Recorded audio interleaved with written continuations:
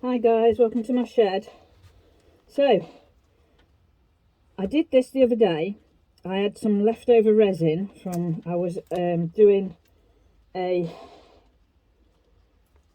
crystal pour, and I had made too much of this.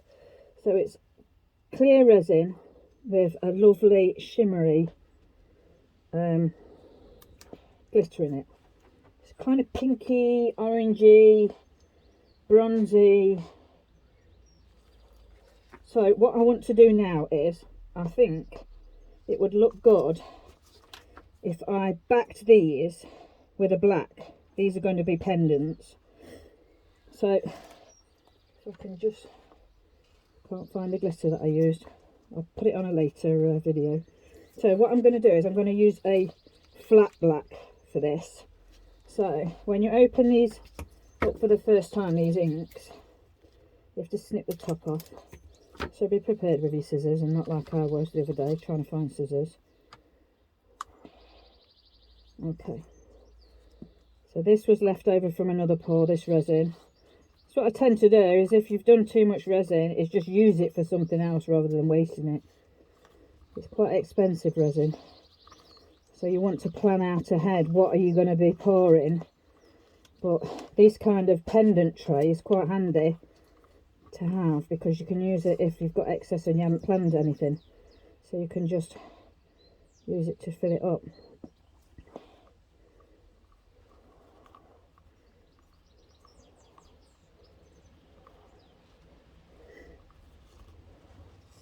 Okay, so you can still see, but you can see the stick through it, so it's not got enough dye in for the how I want to use it.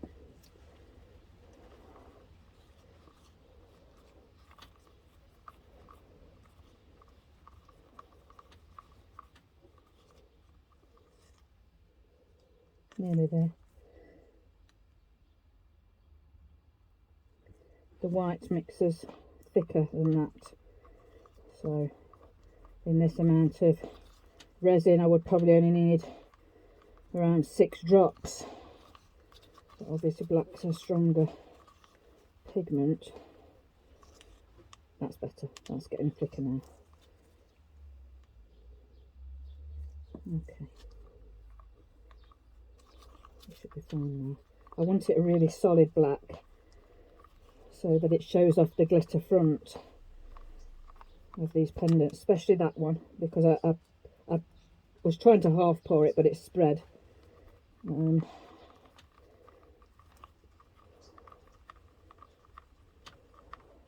Okay, so now I'm just going to, I'm using the stick to pour it so that I can control it better. I'm a bit clumsy with stuff like this, so I'm better finding a good way to actually do it proper. If you look at these pendants, they've got different holes for whatever you're going to put through to hold them around your neck. So that one's got a nice big one, so you could use anything to hold, to tie that round. Some of them, that one's got a very tiny one.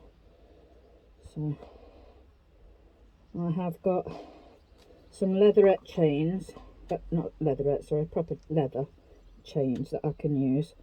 But I've also got some silver necklaces that I can use to do it. So I may have to make these holes bigger. Not that one obviously, but these, they're only very tiny holes, but at least they're in there ready, so it makes it easier to drill through the resin to make your hole bigger. I do find, I don't know whether this is the case or whether it's just I'm finding it, that if your resin is coloured, you don't tend to get as many bubbles on the surface. When it's clear, I don't know whether you can just see them better when it's clear or what, but you tend to get more bubbles that you have to make sure that you've popped. So the reveal will be later. Okay, so I've actually poured these a little bit too high, so I can't move them to my extractor box without them going everywhere. So what I'm actually going to do here is I'm going to use a cake cover that I got from a pound shop and just cover it up, leave it out in the shed and shut the shed up now so that none of my pets can come in and I'm not in with the fumes. Just to say, I've found the glitter now that I was talking about. This was actually a free gift when I bought a mould from somebody on Etsy. I'll link her below. It's very nice.